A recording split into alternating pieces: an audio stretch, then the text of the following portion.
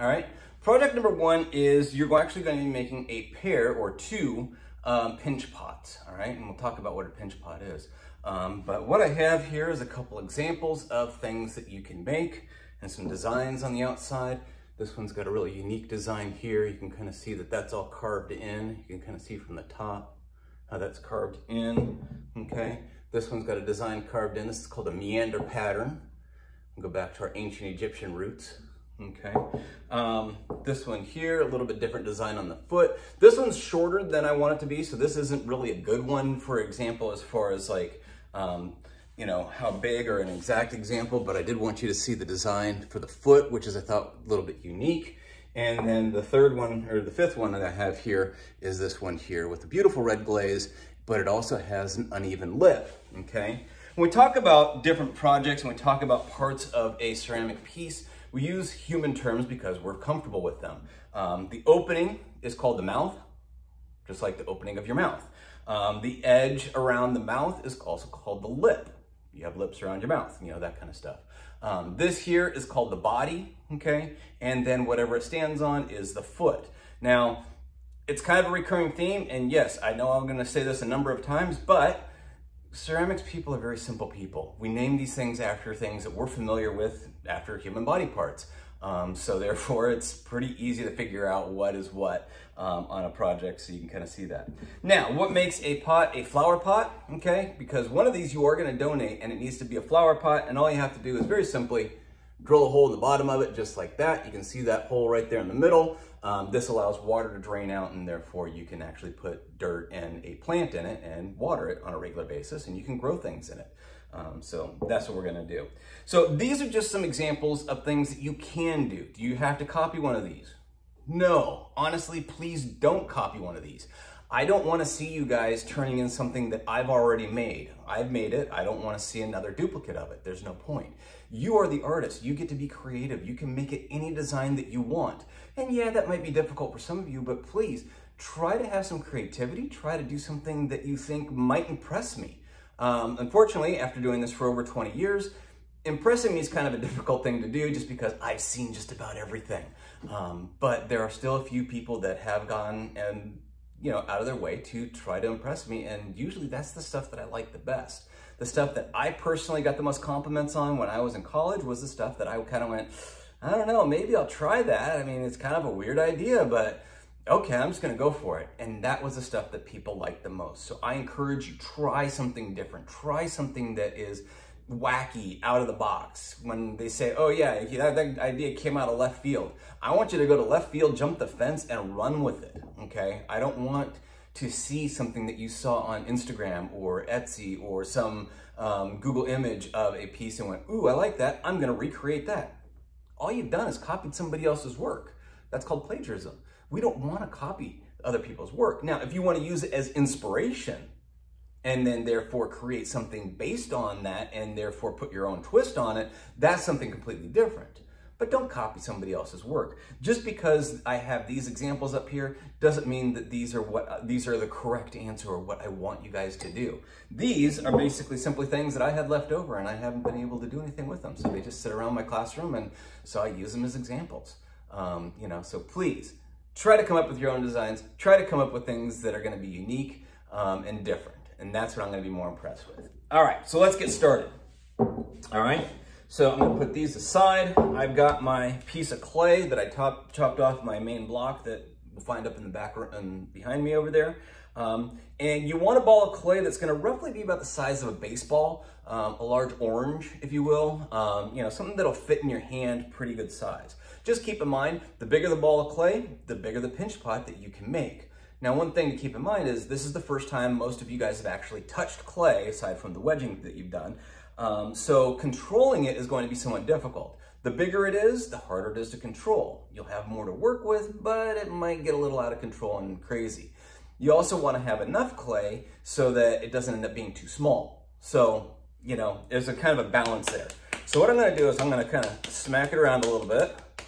Okay, and I've kind of got my hand cupped in like this, kind of like as round as I can make it, because we want to start out with a nice ball of clay. If it isn't a perfect ball of clay, not the end of the world. All right, so roughly like that. I'm gonna take my thumb, just like the font. Yeah, you guys don't get that reference, but basically give it a thumbs up. And then what I'm gonna do is I'm gonna take my thumb and I'm gonna press it right into the middle of it, just like that, okay? And then what I'm gonna do is I'm gonna take, and this is where the pinching part of the pinch pot comes in, and I'm slowly going to press my thumb into my fingers by pinching the clay a little bit, and I'm going to slowly rotate that as I do it. And as you can see, it goes around just like that. Now, the key to this is gonna be doing a little bit at a time. Don't try to do it all at once. If you try to squeeze it too much, it's gonna get uneven, it's gonna be thinner in areas, thicker in areas, and that'll be a problem, and I'll explain that in a later video. But as you can see, one time around, technically, I've made a little bowl, okay? Now this is way heavy, this is way too thick, so we're gonna kind of try and thin this out. And so what we're gonna do is we're just gonna continue to repeat this thinning process. Now, as I'm pinching on the inside, okay, and I don't know if you can see it, but my thumb does this natural curve, so it's got that kind of curve to it, like that, and that's going to become the template for the inside of this pinch pot bowl. So I'm gonna press and press, okay, and slowly just continue to rotate. Now I'm also trying to grab down as low as I possibly can so that I'm getting to the bottom of the clay here as best I can, okay? Unfortunately, I am gonna get to a point where I have to start working my way up. Okay, so now what I'm gonna try and do is I'm gonna try and stretch the clay up vertically. Now it's not gonna go like, and make it like, you know, a foot tall or anything like that, but it is going to make this slightly taller, all right? So I'm just gonna continue to squeeze the clay, pinching it, okay? And I'm always kind of trying to pull that clay up. And as you can see, when I squeeze it, maybe you can, we'll try and do it here, okay? As I squeeze the clay, it has to go somewhere because I'm pressing it in, it'll actually squeeze itself out. And if I start at the bottom and I kind of work my way up, I don't know if you can see my fingers doing that. As I press, I'm kind of pulling up. I'm not just trying to stretch the clay. I'm using the pinching motion to stretch that out. Now what'll happen is you'll get what I call Popeye Arm, okay? And basically what that means is that as you're pinching, it's gonna require a little bit of muscles that maybe you're not used to using, but just take a rest, shake your hand out, okay? And you should be good. All right, I'm gonna continue doing this. Now, one thing you have to keep in mind is that clay, as it dries, will dry from the outside in. Makes sense because you have air rolling around and traveling around here, and as air passes over something, it causes the water on the surface to evaporate, okay? Now, if I have clay that is thicker than, say, an inch thick, okay? So let's just make this into a quick little cube here. So I've got this chunk of clay, and you can see by comparison to my finger, that's about 1.5 inches thick. And what will happen is, as this dries, the outside surface of this will become what we call bone dry, very dry, okay? The problem is that on the inside, there will be water still trapped on the inside, okay?